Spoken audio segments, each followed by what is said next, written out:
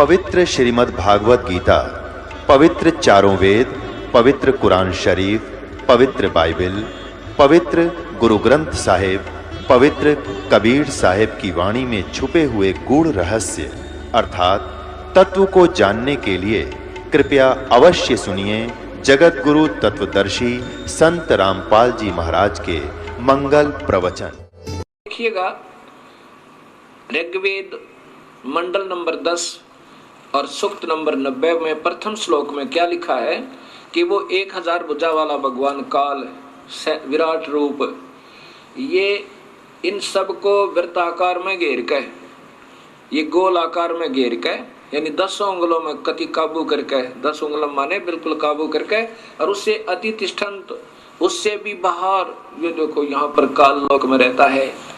और यही शिव प्राण विष्णु प्राण बता रहा है कि प्रकृति से न्यारा होकर वो अपने वास्तविक काल रूप में जाकर के अलग से स्थित हो जाता है। ये वो काल का निजलोक और ये काल का जाल है। और यही आपने महर्षि जी के द्वारा उलझ पुलझ करते हुए भी नहीं छुपा पाए। अब यहाँ आप देख रहे हैं ऋग्वेद के अंदर भी पूर्ण परमात्मा और साथ में ब्रह्म, परब्रह्म और पूर्ण ब्रह्म की सबतः महिमा वर्णित है और जो यथार्थ है। अब आपने ऋग्वेद मंडल नंबर 10 के सूक्त नंबर 90 का प्रथम श्लोक सुना कि ये काल भगवान 1000 भुजा वाला, 1000 सिर वाला, 1000 आंखों वाला, और ये इन सब सारे ब्रह्मांडों को रोक के और इनसे बाहर भी विद्यमान है। आगे दूसरे में क्या लिखा है कि एवं इस कुछ सही तौर पर पुरुष है माने भगवान अक्षर पुरुष पर ब्रह्म है। ये तो नाशवान है पहले वाला तो, और दूसरा वास्तु कुछ भगवान रूप दिखाई देता है कुछ, क्योंकि वो खाता नहीं अक्षर पुरुष, और ये तपस्या पर बुनकर खाता भी है। ये नाम मात्र भगवान है, दिख है भगवान, पर वास्तव में प्रभु ये है नहीं। अब स्पष्ट लिखा है कि एक रूप तो उनका काल है, वास्तविक रूप इनका एक रूप तो भगवान है काल का, विष्णु का, और वास्तविक रूप इसका यानी काल है, परम रूप काल है। ये उदाहरण आगे दूंगा। अब इसमें लिखा है कि दूसरे श्लोक में ऋग्वेद मंडल नंबर 10 और सूक्त नंबर 90 का श्लोक नंबर 2, एवं पुरुष है च इदम, एवं पुरुष माने कुछ सही तौर पर भगवान अक्षर पुरुष पर ब्रह्म है, और च और इदम माने यह, यत माने जो, भूतम माने उत्पन्न हुआ है, यत जो भविष्य में उत्पन्न होगा, सर्वम सब, यत माने प्रयत्न से, मेहनत के द्वारा, अनेन माने अन से, अतिरोहति विकसित होता है। जैसे इस क्षर पुरुष के यानी ब्रह्म के लोक में और अक्षर पुरुष परब्रह्म के लोक में जितने भी प्राणी हैं वो सब मेहनत करके, टुकड़े भरकर मेहनत करके अपना अन्न से ही इनका प्रफुल्लित शरीर होता है। लेकिन सतलोक में अन्न नहीं, अन्न से नहीं, वो अमृत आहार है वहां का, विकसित होते हैं। ये अक्षर पुरुष भी, ये अक्षर पुरुष भी उतः माने संदेह युक्त, उतः है अमृतस्य मोक्ष, अमृतस्य ईशान। ये अक्षर पुरुष भी यानी ये परब्रह्म भी संदेह युक्त अमोक्ष देने का वाला स्वामी है। देखो स्पष्ट लिखा है, उत संदेह युक्त अमृत, अमृतत्व से यानी अमृतत्व का ईशान मन स्वामी है। ये भी संदेह युक्त है, यानी पूर्ण मुक्त नहीं कर सकता। इसमें भी गए हुए प्राणी पूर्ण मुक्त नहीं, उनका भी जन्म मरण है। लेकिन इनसे ज्यादा स्थायी होने से ये कुछ अक्षर पुरुष कहलाता है, कुछ अविनाशी कहलाता है। बिल्कुल स्पष्ट लिखा है कि ये भी सही मोक्ष नहीं दे पाता, ये भी संदेह युक्त है, इसका भी अधूरा मोक्ष है। लेकिन इस काल वाले तत्व बहुत ही अच्छा है, ये खाता नहीं प्राणियों को। अब तीसरे श्लोक में जैसा स्वयं महर्षि जी स्वीकार करते हैं कि इस भगवान की तो इतनी ही महिमा है, और जो भी प्रकृति आदि से उत्पन्न हुआ है उससे भी बड़ा भगवान और है, वो पूर्ण परमेश्वर और है। ऐसा ही इसमें लिखा है, अस्य माने इस अक्षर पुरुष की तो एतावान माने इतनी ही महिमा प्रभुता है। कितना स्पष्ट ज्ञान दिया है। प्रथम श्लोक में इस क्षर पुरुष ज्योत स्वरूपी निरंजन काल का वर्णन है कि ये इन सब प्राणियों को रोक के 21 ब्रह्मांड में स्वयं बाहर भी रहता है। इसकी 1000 भुजा, 1000 आंखें, 1000 हाथ आदि आदि है। और दूसरे नंबर का भगवान एवं पुरुष है, यानी कुछ सही तौर पर भगवान है, क्योंकि वो खाता भी नहीं और इससे ज्यादा मोक्ष वहां पर मुक्त है प्राणी। बहुत समय तक शरीर रहता है, लेकिन वो भी संदेह युक्त मुक्ति का दाता है। पर ब्रह्म भी यानी पूर्ण मुक्त नहीं होते। और जितने भी इन दोनों लोकों में इस परब्रह्म के 7 संख्य ब्रह्मांडों में और काल के 21 ब्रह्मांडों में जितने भी प्राणी हैं, ये मेहनत से ही टुकड़ा करके खाते हैं, चाहे देवता हैं और चाहे यहाँ पर अन्य प्राणी हैं। अब लेकिन सतलोक में ऐसा नहीं है। आगे लिखा तीसरे श्लोक में, अस्य माने इस अक्षर पुरुष की तो एतावान इतनी ही महिमा माने प्रभुता है। ये क्षर पुरुष अक्षर पुरुष तो इतना ही भगवान है। तथा पुरुष है माने पूर्ण परमेश्वर तो अतः माने इससे भी जयावान माने बड़ा है। होय होय, इस अक्षर पुरुष से भी ज्यादा शक्तिशाली है। और ये यजुर्वेद में स्वयं महर्षि जी भी स्वीकार करते हैं ऋग्वेद में कि वो परमात्मा तो इनसे बड़ा है, इनसे भी बड़ा है।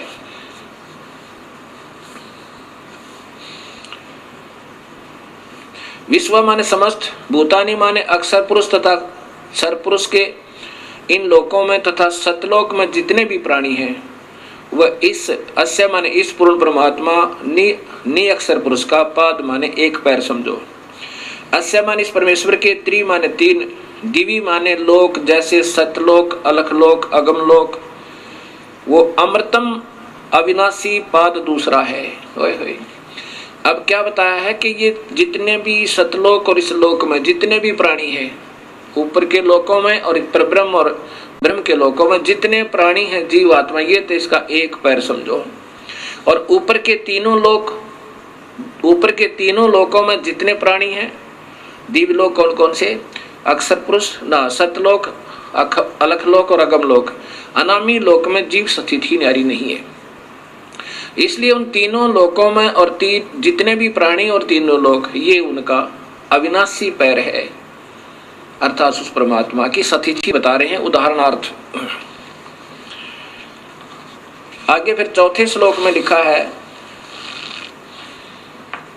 कि पुरुष माने यह अविनाशी परमात्मा, ऊर्ध्व माने ऊपर, त्रि माने 3 लोक जैसे सतलोक, अलखलोक और अगमलोक, पाद माने पैर ऊपर के हिस्से में, उदयन उदयत विराजमान है।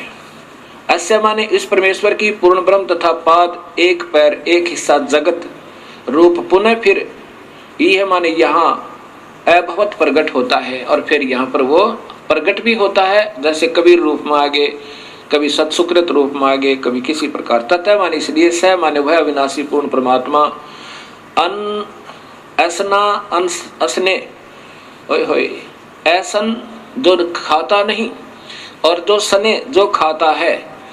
ये क्षर पुरुष तो 1 लाख जीवों को रोज खाता है, अक्षर पुरुष खाता नहीं। इसमें लिखा है सनेन असनेन, खाने वाले और न खाने वाले, अर्थात काल और परब्रह्म से अभी माने ऊपर, विश्व माने सर्वत्र, उससे ऊपर भी और सर्वत्र विक्रमात व्यापक है। कितना स्पष्ट कर दिया कि ये परमात्मा पूर्ण ब्रह्म अविनाशी परमात्मा ऊपर के तीनों लोकों में भी है। और फिर ये खाने वाले और न खाने वाले, काल तो खाता है पर ब्रह्म नहीं खाता।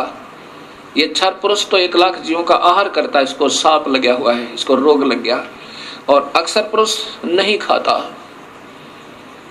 इसलिए लिखा कि खाने वाले और न खाने वाले, इनसे इन में भी व्यापक है और इनसे ऊपर भी न्यारा भी वो व्यापक है, ऊपर भी है और इन सब पर भी कंट्रोल है। जैसे प्रधानमंत्री राज्य में भी व्यापक एक प्रांत में भी व्यापक है और अपने भी सब सारे देश में भी व्यापक है, और केवल मुख्यमंत्री अपने ही प्रांत में व्यापक है और मंत्री अपने विभाग में, केवल एक प्रांतीय मंत्री अपने केवल विभाग में व्यापक है, ऐसा समझो।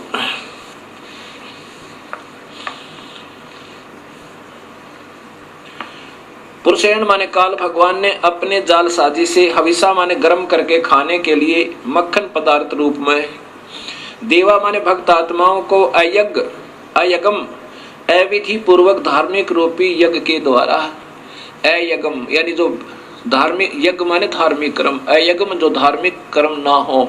जैसे गीता जी में लिखा है कि 7वें अध्याय के 15वें श्लोक में कि तीनों गुणों के द्वारा जिनका ज्ञान हरा जा चुका है वो राक्षस स्वभाव को धारण किए हुए दुष्कृतिन, मनुष्यों में नीच, दुष्कृतिन माने वो अधार्मिक मतलब शास्त्र विरुद्ध साधना करने वाले, दुष्कृतिन माने जो सही धार्मिक कर्म ना हो वो बुरे कर्म करते हैं, जो शास्त्र अनुकूल साधना नहीं है, पूर्ण परमात्मा की पूजा नहीं है, उससे अन्य पूजा को दुष्कृतिन अर्थात अविधि पूर्वक साधना करने वाले कहा है। यहाँ वही है कि अयज्ञन जो अधूरी अविधि पूर्वक साधना रूपी यज्ञ के द्वारा, यत माने परिवर्तन करके, तन्वंत माने ताने अर्थात जाल की तरह रचना रची, वसंत सुहाना मौसम, वसंत अर्थात रिंचिक सुख।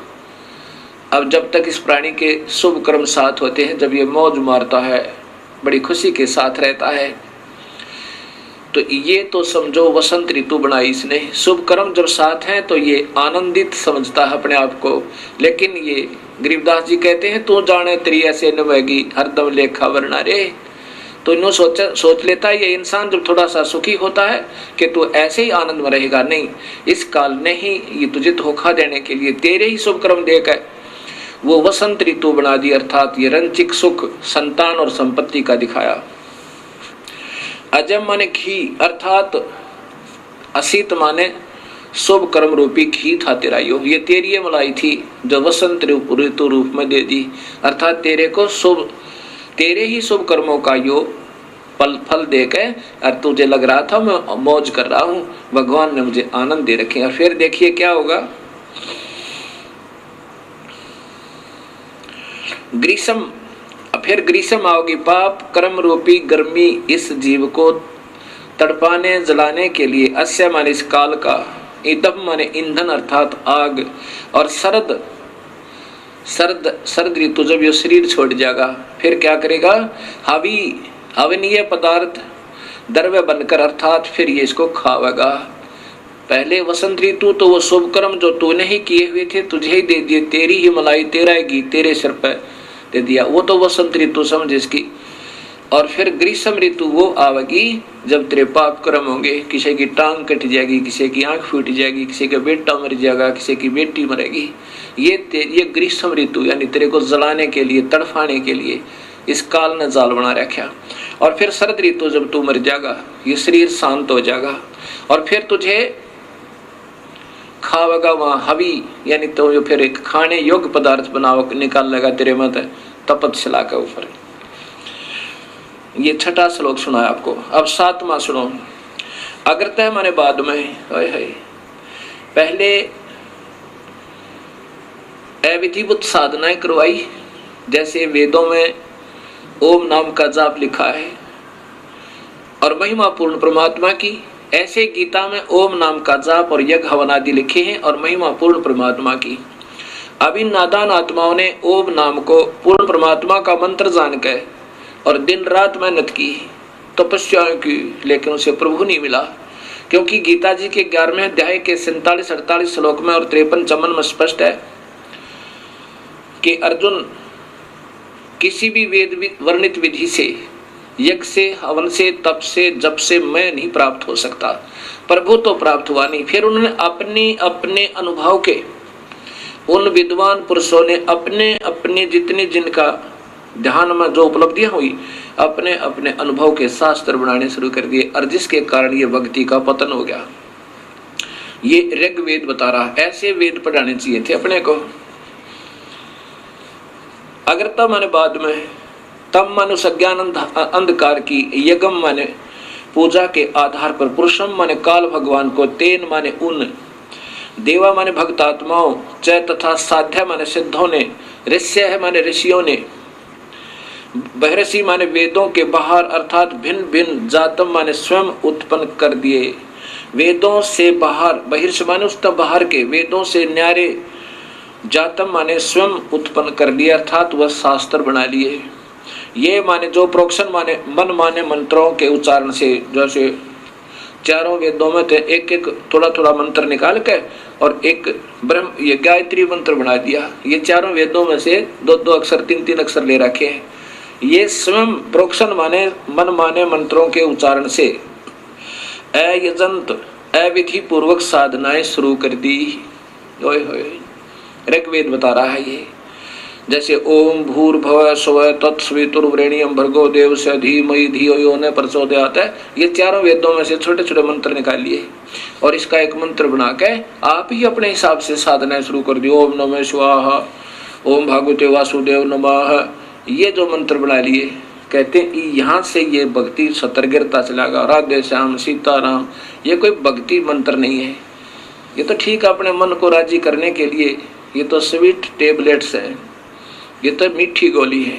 लेकिन नाम जाप से ही बात बनेगा जो वेदों में लिखा है। इस मन को प्रसन्न करने के लिए चाहे कुछ भी गाते बजाते रहो, इससे कोई लाभ नहीं होगा। उस मूल मंत्र से ही बात बनेगी जो वेदों में वर्णित है। और फिर पूर्ण परमात्मा कबीर परमेश्वर ने उस ओम मंत्र के साथ एक मंत्र और जोड़ा जो परब्रह्म का मंत्र है, और एक मंत्र और जोड़ा जो पूर्ण ब्रह्म का मंत्र है। ऐसे ये तीन मंत्रों का जाप से जीव का छुटकारा होगा। बाकी मन प्रसन्न करने के लिए चाहे फिल्मी गाने के आधार पर गा लो उस भगवान की स्तुति, और चाहे किसी मनमुखी मंत्र के आधार पर अपना व्यर्थ जीवन कर लो, उससे कोई लाभ नहीं। ये वेद बता रहे हैं। मनमाने मंत्रों के उच्चारण से अयजंत अविधि पूर्वक साधनाएं प्रारंभ कर दी। अब 8वां श्लोक है कि तस्मात उस धार्मिक यज्ञ, उस धार्मिक क्रम यज्ञ आदि से जो अविधि पूर्वक थे, अर्थात काल ब्रह्म को ही पूर्ण ब्रह्म मानकर निर्गुण सरगुण रूप से धार्मिक कार्य करने से सर्वहुत सब धार्मिक कार्य यज्ञादि करने वाले, अब उस पूर्ण परमात्मा को के ही जैसा इस काल को मान के उसी की साधना करने वाले वर्षद, प्रसद माने पूरी सभा, प्रसद माने पूरी सभा यानी पूरा भक्त वृंद, सभी भक्त आत्माएं, समुदाय आयजम पिंगला हुआ घी अर्थात प्रभु प्राप्ति की प्रेरणा से विशेष प्रेरित। अब जैसे ये भक्त संत जन बढ़िया बढ़िया लतीफेदार कथा सुना के इन भक्त आत्माओं को प्रेरणा तो इतनी दे देते हैं प्रभु पाने की, और जाप देते हैं काल का, और काल से भी निम्न सतर का, काल का भी कोना। फिर बताते हैं कि पीपल के चक्कर लगाओ, वट वृक्ष के चक्कर लगाओ, इसमें भगवान का देवताओं का वास होता है। कभी कुछ बताते हैं, मनमाने साधना दे देते हैं, कोई राम का जाप देता है, कोई हरि शरणम, ये कोई जाप नहीं है। ओम नमः शिवाय, ओम भगवते वासुदेव नमः, ये कोई मंत्र नहीं है। अब यहाँ कहते आयजम पिंगला हुए घी की तरह प्रभु प्राप्ति की प्रेरणा से विशेष प्रेरित सम माने पूर्ण परमात्मा की सत भक्ति सदृश जान के उन गलत मंत्रों को, उन नादान संतों के द्वारा दी गई साधना को सत मान के और जानकर भरतम धारण किए हुए उसको जाप करते हुए अपने हिसाब से सोचते हैं कि हम सही पूजा करें क्योंकि मेरे गुरुदेव ने मुझे बताया है।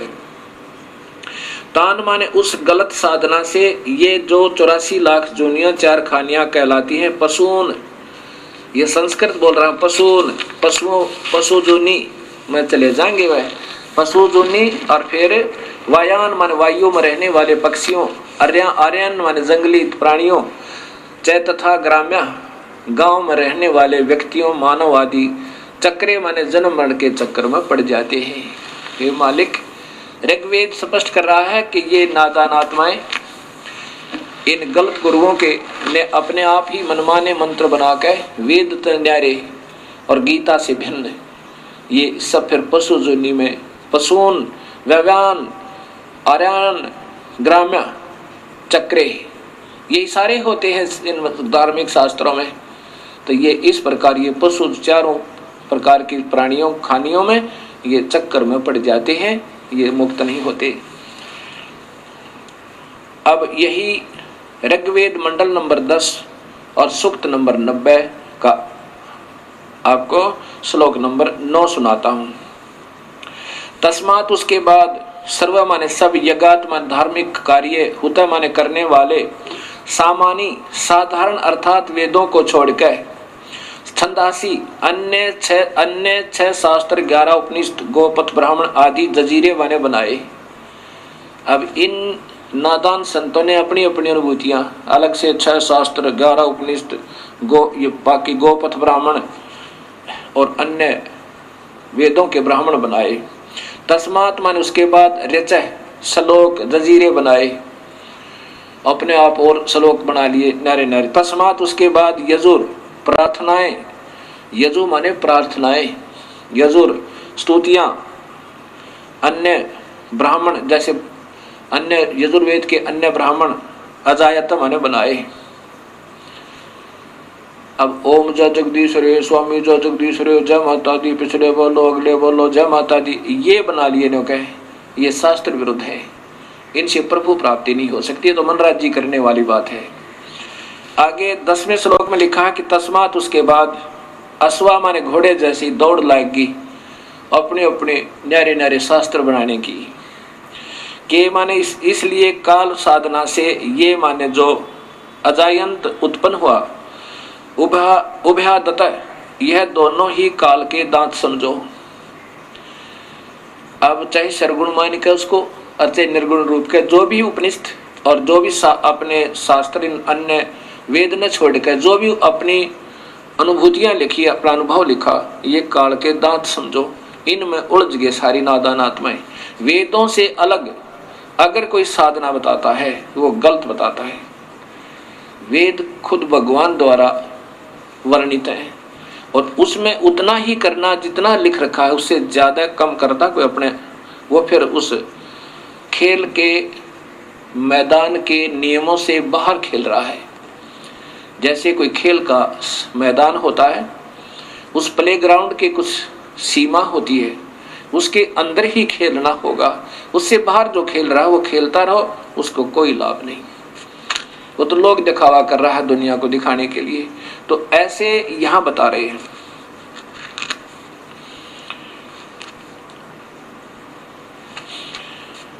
अब उससे क्या हुआ कि तस्मात उसके बाद गावह माने गाय आदि गीत समझो। ये गीत ज्ञात बना लिए श्लोक अपने अपने हिसाब से जजीरे उत्पन्न हुए। चाहे तस्मात उसके बाद है निश्चय ही जाता माने उत्पन्न छोटे छोटे लोग गीत दुर्गा की स्तुति हनुमान चालीसा जय गणेश देवा इस प्रकार के। अजा माने बकरी वह माने भेड़ जानो। ओए होए अब ये निम्न सूत्र के तीर्था बजाना है अपने आप हनुमान चालीसा और जय गणेश देवा ये भक्ति के नहीं, ये तो इष्ट स्तुति आप कर रहे हैं करते रहो, लेकिन उस पूर्ण परमात्मा की भक्ति के बिना अन्य उपासना किसी भी देव की आप कर रहे हो वो व्यर्थ बता रखे गीता में और साथ में वेदों में। तो ये होगी फिर भेड़ बकरियों पर आगे।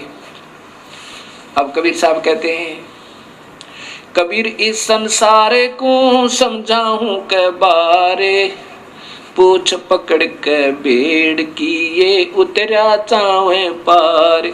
वही वेद बता रहे हैं जो कबीर परमेश्वर ने स्वयं आकर बताया कि उन वास्तविक साधना न छोड़ के नौका मत उतर के और भेड़ की पूछ पकड़ ले कोई दरिया से पार होने के लिए, तो कभी पार नहीं हो सकता। कबीर साहब कहते हैं कबीर इस संसार ने समझाऊं के बार, अरे ये पूछ पकड़ के भेड़ की उतरा चावे पार, ये नादान साधना है। पाप दुर्गा स्तुति बना कर तू शेरा वाली है, तू लट्टा वाली है, तू फलाने वाली है, वो तो माँ में गुण है ही है, लेकिन वो मिले कैसे ये संत बताएंगे।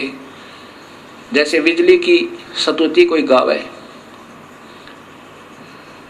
तू पंखा चला देती है, तू कूलर चलाती है, अंधेरे को उजाले में बदल देती है, जय बोलो बिजली की, जय बोलो बिजली की, पिछले बोलो बिजली की। अब इससे क्या होगा? ये तो गुण है उस विद्युत में, वो प्राप्त कैसे होंगे उसका एक न्यारा मार्ग है। उसके लिए कनेक्शन लेना होगा, और वो कनेक्शन देने वाले कोई और होते हैं, उन गीत गाने वालों से, उन बताने वालों से कनेक्शन देने वाले और होते हैं। वहां कनेक्शन लेने से वो सुख होंगे जो बिजली के विद्युत के आप सुना करते थे। ऐसे इन शक्तियों के कनेक्शन देने वाले परम संत को ढूंढना होगा। जैसे गीता जी के 4 अध्याय का 34वां श्लोक कहता है कि अर्जुन उन संतों ने ढूंढ ले जो उस पूर्ण परमात्मा के परम तत्व के जानने वाले हों। उनको दंडवत प्रणाम करो और निष्कपट भाव से उनकी सेवा करो, और सरलता पूर्वक प्रसन्न करने से वो फिर तत्वभेदी संत, तत्वदर्शी संत तुझे जो मार्ग बताएं वैसे करना। अब आगे क्या बताया है? अब अपने अपने हिसाब के शास्त्र बनाने से यजुर्वेद के 7 कांड नंबर मंडल नंबर 10 सूक्त नंबर 90 का श्लोक नंबर 11 सुनो कितना प्यारा लिखा है। यत माने जिस, पुरुषम माने पूर्ण परमात्मा की, अद माने खाने के लिए। अब देखो, अपने उदर पूर्ति के लिए, अद माने अपनी उदर पूर्ति के लिए उस पूर्ण परमात्मा की, वी माने नाना प्रकार की, अधु माने अधूरी घटिया, वी माने भिन्न, अकल्पयन अधूरी काल्पनिक व्याख्या विवरण के आधार पर, किम माने कोई तो, अस्य माने इस पूर्ण परमेश्वर के, मुखम माने मुख को, उत्तम अंग को, और कोई बाहु माने भुजा को, उरु जांग को, और कोई पैर को प्रभु मानकर कतविधा कतिधा नाना प्रकार के से उच्चते माने महिमा कहते हैं। ओए होए, कितना स्पष्ट कर दिया। ये 11वां श्लोक कह रहा है कि वो नादान अपने उदर पूर्ति के लिए, जिनको पूर्ण ज्ञान है को ना, और अपने अपने अनुभव से को तो जैसे मुखम यानी उसके मुख को, मुख्य उस परमात्मा के नाना प्रकार के अंगों को, जैसे पहले बताया ना, इनका एक पैर तो ऊपर अजर अविनाशी है, एक नीचे है, इनका मुख्य अंग, कोई मुख ने, कोई पैर ने, कोई हाथ ने, इनको भगवान मान रहा है परमात्मा के। ने कैसे? जैसे कोई आकार बताता है, कोई निराकार कहता है, कोई ब्रह्मा को परमात्मा बताता है, कोई विष्णु को, कोई शिव को, कोई फिर कहता नहीं भगवान एक और है, वो निराकार है, वो दिखाई नहीं देता। अब एक समय 5 अंधे आपस में विचार करने लगे कि सुना है गांव में हाथी आया हुआ है, और हमें कोई हाथी के पास छोड़ दे तो हम हाथी देखें। एक आंखों वाला उनकी बातें सुन रहा था। उसने कहा भी तुम हाथी कैसे देखोगे सूरदास, तुम्हारी आंखें तो है नहीं। अंधों ने कहा कि हमारे हाथ आंखों का काम करते हैं, आप कृपा करके हमें उस हाथी के पास छोड़ दीजिए। उस आंखों वाले ने उन 5 अंधों को हाथी के पास छोड़ दिया, चारों तरफ छोड़ दिया। एक अंधे ने हाथी के पैरों का निरीक्षण किया ऐसे, दूसरे ने पूंछड़ का, तीसरे ने कान का, चौथे ने सूंड का, और 5वें ने पेट के आसपास हाथ फेरा। और जहां जाकर उनके हाथ, जैसे पैर वाले के हाथ हट गए, वो वापस हो लिया। उसने सोचा बस इतना ही हाथी होता होगा। दूसरे ने कान देख लिए कि बस इतना ही हाथी होता होगा। और ऐसे इन 5 अपने अपने अनुभव लेकर चल पड़े। रास्ते में आंखों वाले ने पूछा किसी और ने कि कहाँ गए थे सूरदास? वो कहने लगे हम हाथी देख कर आए हैं। आंखों वाला कहने लगा अंधो तुमने हाथी देखा कैसे? उन्होंने कहा हमारे हाथ आंखों का काम करते हैं। तो वो आंखों वाला कहने लगा भाई बताओ कैसा था हाथी? जिसने पैरों का निरीक्षण किया था वो कहने लगा हाथी होता है थंब जैसा, पिलर जैसा, थांब जैसा, खंभे जैसा, दूसरा बोला, अंधा बोला कि नहीं, ये इसको सही ज्ञान नहीं है, मैं बताता हूं। हाथी होता है बेल्ट जैसा, पटे जैसा।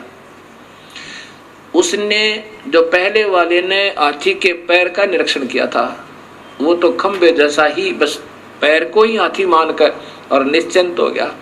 दूसरे ने पूंछड़ का, उसकी दूम का, पूंछ का निरीक्षण किया था, वो उस पूंछ को ही हाथी मान के और फूला नहीं समावे। अब तीसरे ने कहा कि ये दोनों को कुछ नहीं मालूम, मैं बताता हूं। हाथी होता है छाछ जैसा, सूप जैसा। उसने कानों को देखा था, पकड़ पकड़ कर निरीक्षण किया था। चौथा कहने लगा इनको नहीं मालूम सही, मैं बताता हूं। हाथी होता है पाइप जैसा, उसने सूंड का निरीक्षण किया था। पांचवा कहता है ये अधूरा ज्ञान बता रहे हैं, मैं बताता हूं हाथी कैसा होता है।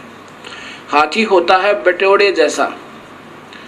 हरियाणा में एक उपलों का एक ढेर बनाया जाता है, उसको फिर ऊपर से गोबर से प्लास्टर कर दिया जाता है, और जैसे प्लास्टर वाल समझो, यानी प्लास्टर की हुई दीवार समझो, मड प्लास्टर जिस पर हुआ हो, मड प्लास्टर यानी मिट्टी की लिपाई कर रखी हो, ऐसा हाथी के पेट का ऐसा वो कुछ खरदरापन होता है।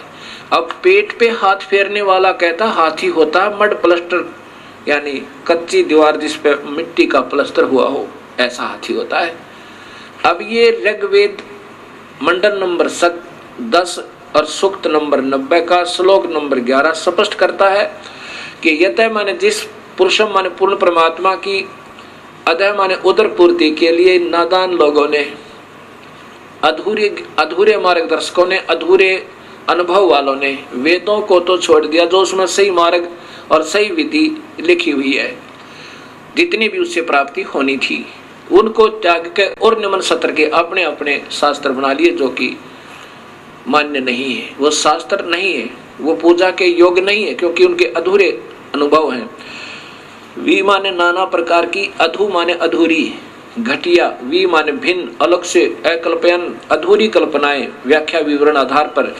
कि माने कोई तो अस्य माने पूर्ण परमेश्वर के, मुखम माने मुख को भगवान कहता है, यानी कोई तो कहता नहीं भगवान तो और है, वो तो मुख्य भगवान, मुख है उसका पूर्ण परमात्मा का।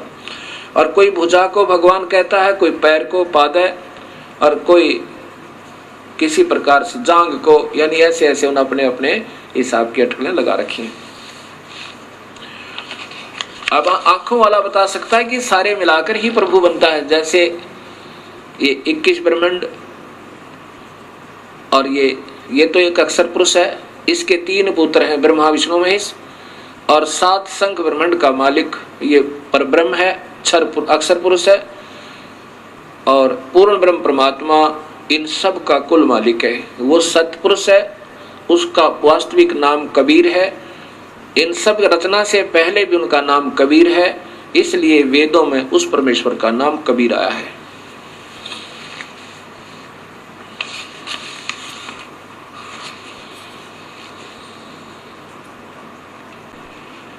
अब आपको इसी सूक्त के ऋग्वेद के मंडल नंबर 10 सूक्त नंबर 90 के 15 और 16 श्लोक और सुनाता हूं।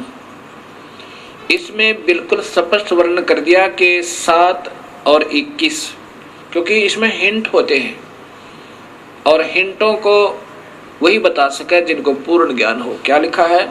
सपत अस्य आसन प्रीधः त्रिसप्त समीधः कर्ता देवा यतः यगम तन्वाना अबंधन पुरुषम पुरुषम।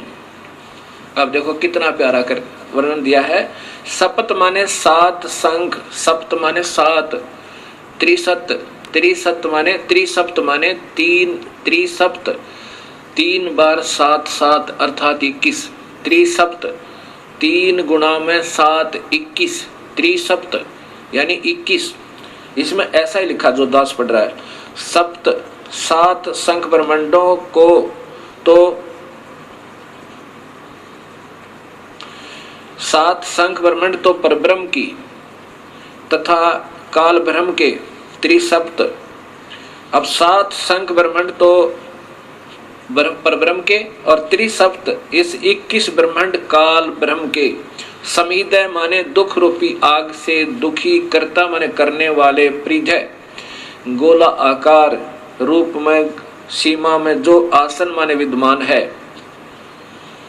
यत माने जो, पुरुष माने पूर्ण परमात्मा की, यज्ञ माने विधिवत धार्मिक कर्म अर्थात पूजा करता है।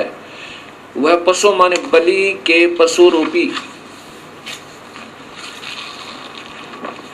देवा माने भक्त आत्मा को, तनवाना काल के द्वारा रचे फैलाए बंधन जाल से अबंधन बंधन रहित करता है। बंदी छुड़वाने वाला बंदी छोड़ है वो परमेश्वर। इस पारब्रह्म के तो 7 शंख ब्रह्मांड में और काल के 21 ब्रह्मांड में जो बलि के बकरे की तरह बेचारे इन्होंने फंसा रखा है, उन काल के रचे हुए जालों में के बंधन से अबंधन करता है, उनको निर्बंध करता है, उनको छुड़वाता है। और फिर 16वें श्लोक में कमाल कर दिया, जो देवा माने भक्त आत्मा अयगम अधूरी गलत धार्मिक पूजा के स्थान पर यज्ञ माने सत भक्ति धार्मिक कर्म के आधार पर यजंत माने पूजा करते हैं। तानी माने वे, धर्माणी धार्मिक शक्ति संपन्न, प्रथमानी मुख्य अर्थात उत्तम है। कितना स्पष्ट कर दिया कि जो उस अविधिवत साधना ने छोड़ के जो भक्त आत्मा और विधिवत साधना करते हैं वो सबसे उत्तम हो गए। उनके पुण्य कर्मों का, उनके नाम के जाप का संग्रह होगा, भक्ति संचित होगी, वो सबसे उत्तम आसन माने हैं।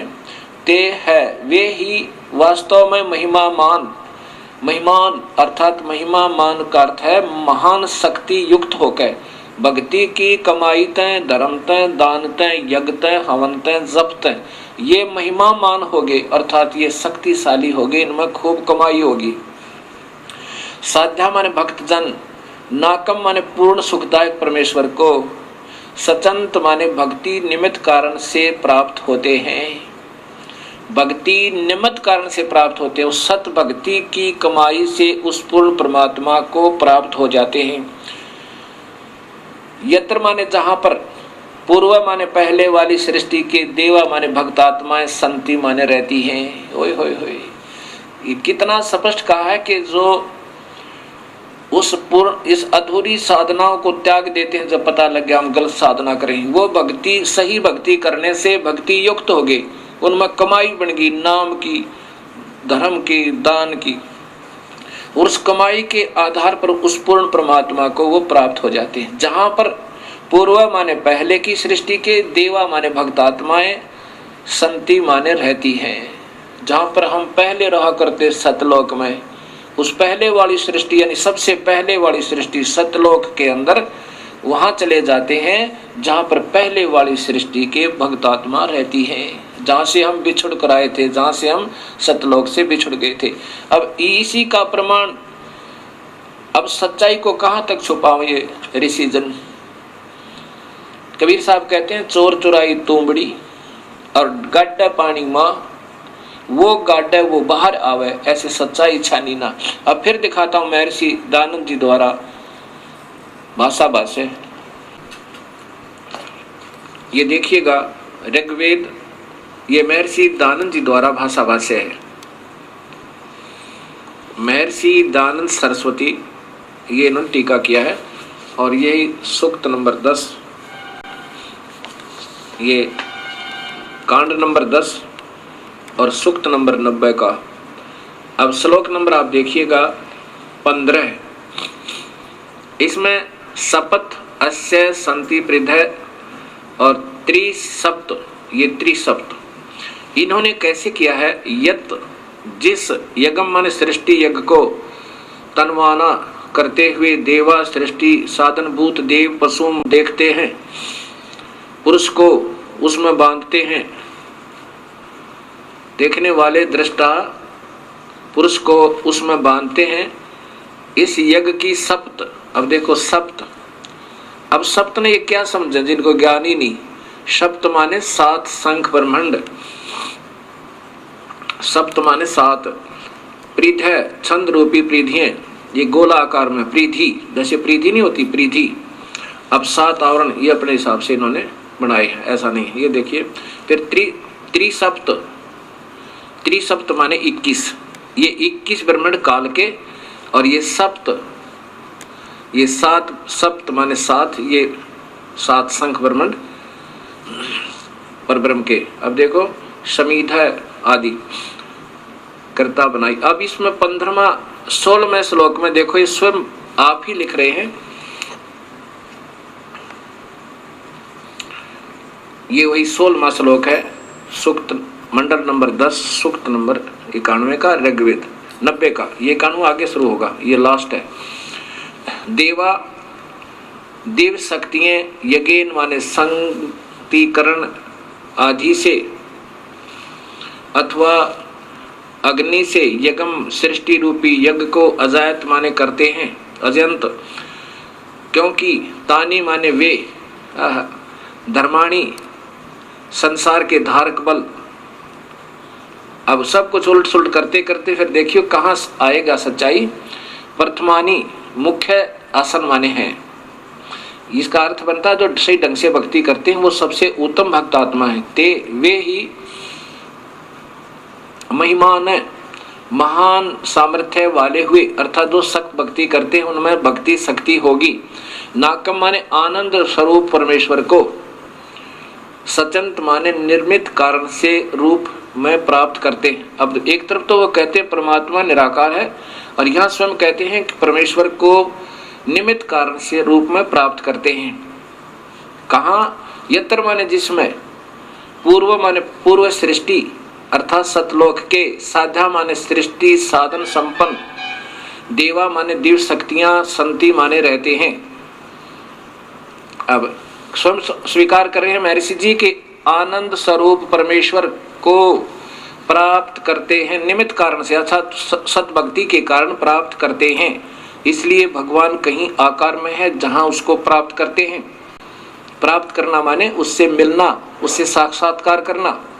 ये स्वयं वेद बता रहा है और स्वयं अपने कर्मों से लिख रहे हैं, कर कमलों से, जिसमें कहाँ जाते हैं? उस परमात्मा के लोक में जहां पहले की सृष्टि यानी सतलोक वाले साध्या सृष्टि संपन्न साधन संपन्न अर्थात वो भक्त आत्मा, देवा माने दिव्य शक्तियां, ये भक्त आत्मा रहती हैं वहां, क्योंकि वो परमात्मा स्वरूप आत्म रूप में है इसलिए उनको देवा कहा है। शक्तियां रहते हैं। अब प्रिय भक्तात्माओं, इस सच्चाई को इतना गहरा दबा दिया गया कि इसके ऊपर से मिट्टी हटाते हटाते ढेर सारा प्रयत्न करना पड़ता है। और पुण्यात्मा जो होंगी अब तुरंत समझ जाएंगी इन काल के दूतों, इन नकली संतों के जाल में नहीं रहेंगे। और इतना प्रमाण मिलकर भी जिनकी आंखें नहीं खुलती वो मूड बताए, वो मूड बताए। गीता में लिखा क्यों? तो मूड है जो सत भक्ति नहीं करते। इतना कुछ प्रमाण हो के भी यदि आपको सत नजर नहीं आया तो आपके मोतिया बंद है। कबीर साहब की प्यारी आत्मा गरीबदास जी कहते हैं कि फिर तो ये देखत के तो नैन जिसमें फिरा मोतिया बंद रे। जिसको सफेद मोतिया बंद हो जाए उसकी आंख सोच दिखाई देती है तो उसको नजर कुछ नहीं आता। फिर तो आपका मोतिया बंद हो चुका है इन नादान संतों के गलत ज्ञान के आधार पर, जो सब शास्त्र विरुद्ध साधना सारे भक्त समाज को प्रवेश कर दी। और जो पुण्य आत्मा होंगी उनके लिए कहा कि ज्ञानी सुने सो हृदय लगाई, मूर्ख सुने तो गम ना पाई। बुद्धिमान व्यक्ति सुनेंगे तो वो तुरंत इस सत्य को स्वीकार करेंगे और आकर के अपना कल्याण करवाएंगे, उपदेश लेंगे और पश्चाताप करेंगे उस गए हुए समय का। और मूर्ख सुने सो गम ना पाई। अनजान व्यक्ति इतना प्रमाण पाकर भी नहीं समझ सके तो फिर उनको मूर्ख कहा है। ऐसा ही कबीर साहब की प्यारी आत्मा गरीबदास जी, क्योंकि जो गरीबदास जी कह रहे हैं वो समझो कबीर साहब कह रहे हैं, क्योंकि उन्हीं की शक्ति से वो पुण्य आत्मा उस परमेश्वर की महिमा हृदय से गा रहे हैं। उसमें बता रहे हैं कि चातुर प्राणी चोर हैं। चातुर प्राणी जिन्होंने गीता का एक अक्षर भी समाज को नहीं बता रखा और लाखों की संख्या में इन भोली आत्माओं को उलझाए बैठे, और कहते हैं गीता के मर्मज्ञ ज्ञाता, और उस संत की महिमा गाते हैं गीता ही के ज्ञान के आधार पर, और गीता का एक अक्षर भी नहीं बता रखा गीता में क्या लिखा है। वो चतुर प्राणी गीता की आड़ लेकर अन्य महिमा गा के अपनी मनमुखी साधनाएं बता के, वो तो चतुर प्राणी है। और मूढ़ वो हैं जो इतना ज्ञान पाकर भी नहीं समझे, तो वो उन्हीं के पीछे पड़े रहेंगे। उनके लिए कहा है कि चातुर प्राणी चोर हैं, ये विचक्षण है, ये गलत साधना बताने वाले, ये संत जन ये चतुर बताए। ये चातुर प्राणी चोर हैं, चोर क्योंकि शास्त्र विरुद्ध साधना दे रहे हैं, ये परमात्मा के भी दुश्मन है। ऐसा गीता में लिखा है कि जो शास्त्र विरुद्ध साधना करता है अर्जुन, वो मुझे भी और अंतर्यामी रूप में रहने वाले उस परम पिता को भी दुखी करता है, उसको घोर नरक में डालूंगा। और मूढ़ मुग्ध हैं ठोठ, ये संतों के निकाम के इनके दो गड़जोट। यानी इतना भी ज्ञान समझकर नहीं समझ में आई तो वो उन चतुर प्राणियों के योग्य हैं, 84 में जाने ही योग्य है। ऐसा गरीबदास जी बता रहे हैं कि चतुर प्राणी तो चोर हैं, वो तो अपनी झूठी साची लगाकर आपको गुमराह करते ही रहेंगे अपनी प्रभुता बनाए रखने के लिए। और मूढ़ मुग्ध है ठोठ, वो भोली आत्मा फिर भी नहीं समझ पाई तो उन योग्य है, और वो फिर उनको काल के मुख में ले जाएंगे। और वो संतों के काम के नहीं, उनके उन्हीं के साथ रहने दो, वो कहीं जाओ फिर किसी प्रकार दुख पाओ। लेकिन फिर भी दयालु परमात्मा है कि भाई बार बार प्रयत्न करते हैं, हो सके ना जाने कब इंसान की आंखें खुल जाएं और सत भक्ति पर वो लग जाए।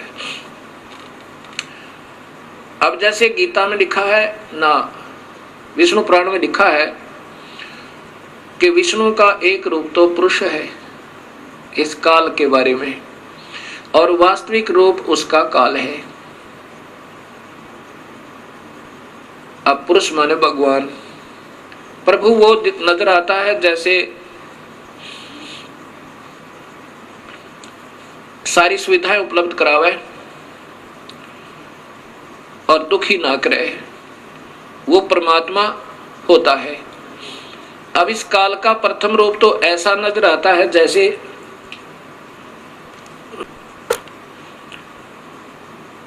कसाई बकरे पालता है और उनके लिए अलग से स्थान बनाता है और उनके लिए छाया बनाता है, गर्मी सर्दी से बचने के लिए उनके लिए मकान भी बनाता है, हिंसक पशुओं से बचने के लिए उनका डिफेंस करता है, चारों तरफ बाड़ लगा देता है, और पानी की व्यवस्था करता है, उनके चारे की व्यवस्था करता है, उनको फिर ऐसे हाथ से प्यार भी करता है। अब वो नादान पशु उस कसाई को अपना मालिक समझते हैं क्योंकि उनको वो अपना स्वामी नजर आता है, सारी सुविधा प्रदान कर रखी है। लेकिन जब वो आता है उनके अंदर, वो देखता है ऐसे ये कितने वजन का हो गया, कितना मांस हो गया इसमें बकरे में, ये कितने किलो वजन होया, कितने रुपए की कीमत इसकी होगी। और वो नादान पशु उसको अपना स्वामी मान के, किसको, कसाई को, उससे प्यार करता है, उसके मुख को चाटता है और ऐसे पैरों को उसके ऊपर डाल लेता है सीने से लगाने के लिए। अब उस भोली आत्मा ने, पशु ने, उस बकरे को ये मालूम नहीं, बकरी को, कि ये दुश्मन है तेरा, ये कसाई है। और फिर किसी का पुत्र आओ, किसी की पुत्री आओ, 10 की आवश्यकता 10 ले लिए, 20 की आवश्यकता 20 निकाल लिए और 100 की आवश्यकता 100 निकाल लिए। किसी का बेटा मरो, किसी की बेटी मरो। ऐसे ही ये काल भगवान है, यही महाब्रह्मा, महाविष्णु, महाशिव रूप में लीला करता रहता है, सबको गुमराह रखता है। इसका प्रथम रूप तो भगवान जैसा दिखा, जैसे बढ़िया पृथ्वी दे रखी, बढ़िया सूर्य बना हुआ, नीचे पानी मीठा है और फिर फलदार वृक्ष हैं, दूध दही घी सेब संतरे मक्खन कार कोठी है ठाठ कर रखे। और फिर 1 लाख परिवार रोज टक्कर मार कर होते हैं। किसी का बेटा मर गया, किसी की बेटी मर गई, किसी के पुत्र मर गया, किसी का दामाद मर गया। और ये आनंद से 1 लाख जीवों का आहार करता है। अब ये काल का जाल कबीर परमात्मा बता रहे हैं। अब जब आपके समझ में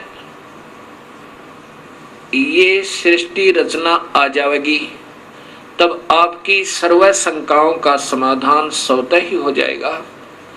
इसलिए ये दास बार बार आपको सृष्टि रचना की सटोरी आपके हृदय में ऐसे उतारना चाहता है जैसे रामायण और महाभारत बच्चे बच्चे को कंठस्थ होगी। ऐसे ही इस ज्ञान के आधार पर हमने उस परम पिता की जानकारी होगी। जैसे हमने रामायण और श्री कृष्ण लीलाओं से श्री रामचंद्र जी की महिमा का ज्ञान हुआ, श्री कृष्ण जी की महिमा का ज्ञान हुआ, तो उनको हमने प्रभु मानकर हृदय से स्वीकार किया। ऐसे जब हमने पूर्ण परमात्मा का ज्ञान होगा फिर अपने आप इनसे स्थिति हमारी हट जाएगी। जैसे गीता जी में लिखा कि अर्जुन जब तुझे पूर्ण परमात्मा का सत्य ज्ञान हो जाएगा फिर तेरी अन्य देवताओं में ऐसी स्थिति रह जाएगी। अन्य देवता में यो काल भी आ गया फिरता है जब पूर्ण परमात्मा का सही ज्ञान हो जाएगा। कैसे? जैसे छोटे जलाशय के जब आपके बड़े बड़े जलाशय के प्राप्त हो जाने पर पहले समय में नहाने और धोने पीने के लिए तालाबों का स्वच्छ जल ही प्रयोग किया जाता था, क्योंकि उसमें जड़ी बूटियां बहुत हुआ करती आसपास, और वर्षा के कारण जड़ी बूटियों के ऊपर गिरा हुआ जल और फिर संचित हो जाता था एक झील में, एक तालाब में, उसी को पिया करते थे। वो बहुत स्वास्थ्यवर्धक होता था। तो कहते हैं कि उसमें पीने के लिए भी वो पानी ही प्रयोग किया जाता था और उसी से सिंचाई भी की जाती थी।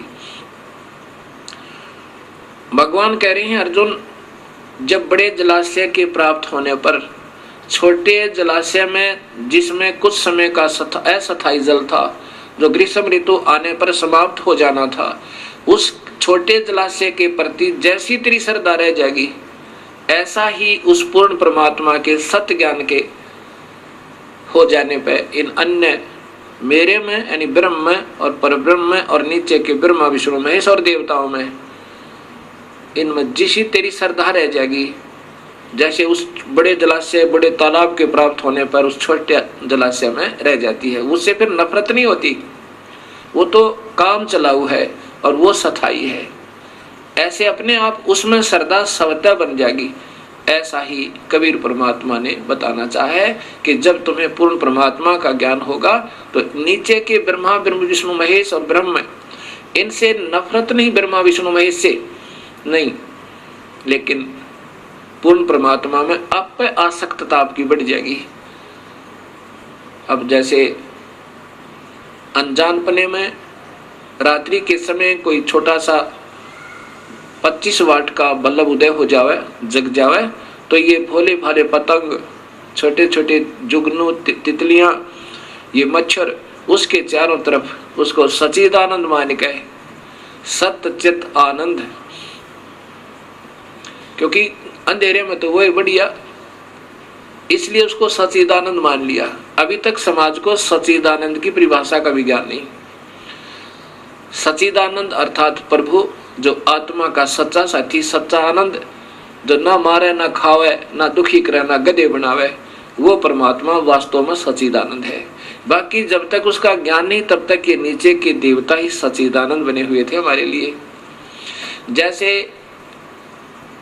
उस 25 वाट के बल्ब पे ना जाने कितने जीव जंतु इकट्ठे हो जाते हैं, और जब 200 वाट का उदय हो जावे या 100 वाट का, उसको जगा दे कोई तो उसी समय उसको त्याग के 25 वाट के को और उस 100 वाट के पर पहुंच जाओगे सारे, क्योंकि फिर वो सच्चिदानंद हो गया। उसके बाद 1000 का उदय हो जावे बल्लभ तो उसको छोड़कर 100 वाले को 1000 वाले पर पहुंच जाएंगे। तो अभी तक इन ऋषियों के लिए ये ब्रह्म सच्चिदानंद था, लेकिन ये सच्चिदानंद नहीं था। हाँ, इन अन्य से तो चोखा था। इसके बाद जब सूर्य उदय हो जाएगा फिर यह भ्रमणा और भटकना कति मिट जाएगी। और ज्ञान सब ज्ञानड़ी, कबीर ज्ञान सो ज्ञाने। जैसे गोला तोहब का भाई करता चले मैदाने। कबीर तारा मंडल बैठे करिए, चांद बड़ाई खाए। उदय हुआ तब जब सूर्य का, सो तारों छप जावे। रात्रि के समय चंद्रमा की रोशनी बहुत अच्छी नजर आती है और तारागणों से ज्यादा ही प्रभु नजर आता है, उत्तम नजर आता है। ऐसे ही ये ब्रह्म समझो और तारे समझो, ये अन्य देवता ब्रह्मा विष्णु महेश। और जब सूर्य उदय होगा वो पूर्ण परमात्मा का वास्तविक ज्ञान और सुख का ज्ञान होगा। सो तारा छिप जावे, ना चंद्रमा दिखे ना तारे दृष्टिगोचर हो, अर्थात फिर ये सर्व सुख हो जाएगा। ऐसा पूर्ण परमात्मा की भक्ति और नाम में ये शक्ति है। सत साहिब इस सारी सृष्टि रचना को सुनकर एक बहन ने अपनी आत्म कथा सुनाई। अब देखो भक्तजनों, जब तक आपको सुख है, ये तो वेद में बताया कि आपका वसंत ऋतु है, आपका एक ही आपके कर्मों की मलाई आप खा रहे हो, करीम खा रहे हो, खाते रहो। और जब पाप कर्मों का ग्रीष्म ऋतु प्रारंभ होगा फिर देखियो क्या बनेगी। एक माई ने बताया कि मैं एक ही पुत्र उत्पन्न हो जाने के बाद विधवा होगी, मेरा पति मर गया। फिर मैंने अपने पुत्र की परवरिश की, ये सोचकर मेरा बेटा बड़ा होगा, इसका विवाह करूंगी, इसके पुत्र होंगे, पुत्री होंगी, पोते और पोतियों को खिलाऊंगी और फिर सुख होगा दाता। और अपने पुत्र की मंगल कामनाओं के लिए, उसकी रक्षार्थ इसी काल के द्वारा गलत साधना, प्रवेश समाज में पितरों की पूजा, भूतों की पूजा, फिर देवी देवताओं की पूजा, फिर अन्य स्थानों पर, तीर्थों पर, सब जगह जाकर और अपने पुत्र के दीर्घायु की मन्नतें मांगा करती थी। अब क्या होता है वो बताती है कि जब मेरा पुत्र +2 में पढ़ रहा था, उसने मोटरसाइकिल की जिद कर ली कि माँ मोटरसाइकिल लूंगा। मुझे डर भी लगता था कि कहीं मेरे बेटे का चोट ना लग जाए, लेकिन ज्यादा ही जिद करने से और साथ में ये सोचा कि ये मेरे बेटे के मन में ये ना आ जाए कि मेरा पिता होता तो आज मुझे अवश्य मोटरसाइकिल दिलवाता। मैंने सोचा कि कहीं बेटे के हृदय में हीन भावना ना आ जाए, मैंने जैसे तैसे करके हीरो होंडा मोटरसाइकिल लाके दे दी।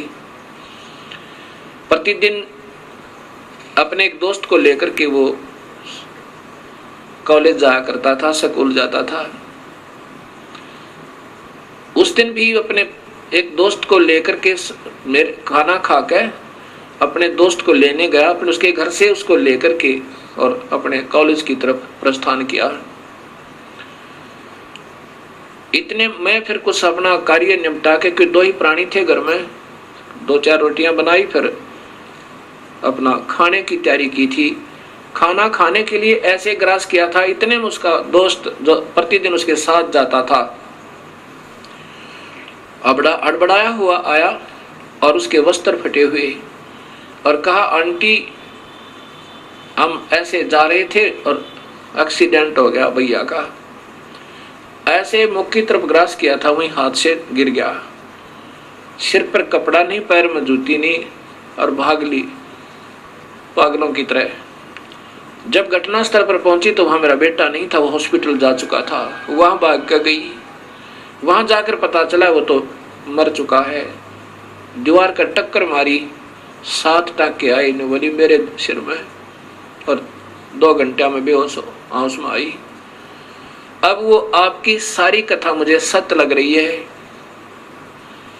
ये काल बहुत जुल्मी है। मैंने कहा, माई अगर तू सुखी होती तो बिल्कुल नहीं मानती, ना उन देवी देवताओं को छोड़ती जिन पर तूने सारा जीवन खो दिया। कहती है, जी बिल्कुल ठीक हो आप। अब ये परमात्मा कबीर साहब हमें बताना चाहता है कि तुम जिसकी पूजा करते हो वो स्वयं काल है, और उसी की तुम पूजा करे, उसी के 3 पुत्र ब्रह्मा विष्णु महेश हैं, बेचारे ये उसके प्रवेश हैं, ये भी तुम्हारी मदद नहीं कर सकते। ये केवल कर्म आधार पर तुम्हें जो भी तुम्हारा नियमित है, सुख है तो सुख लो, दुख है तो दुख लो।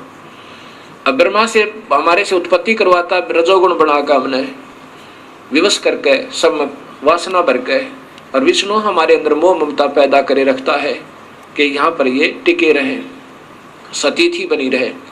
और शिव जी फिर हमारा संहार करवाता है कोई न कोई कारण बना के, चाहे किसी का बेटा मरो चाहे किसी की बेटी, क्योंकि वो भी काल के वश है बेचारा।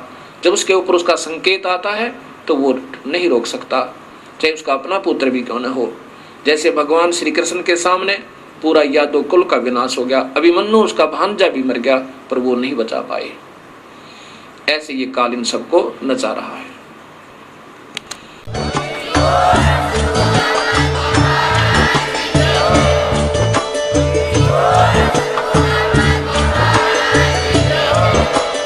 आप सुन रहे थे जगत गुरु तत्वदर्शी संत रामपाल जी महाराज जी के मंगल प्रवचन। अधिक जानकारी के लिए विजिट कीजिए हमारी वेबसाइट www.jagatgururampalji.org। संत रामपाल जी महाराज जी के शुभ आशीर्वाद से पूरे विश्व भर में 500 से भी ज्यादा नाम दीक्षा केंद्र हैं, जिन पर संत रामपाल जी महाराज जी द्वारा ऑनलाइन निशुल्क नाम दीक्षा दी जा रही है। अपने नजदीकी नाम दीक्षा केंद्र का पता करने के लिए संपर्क करें 8222880541।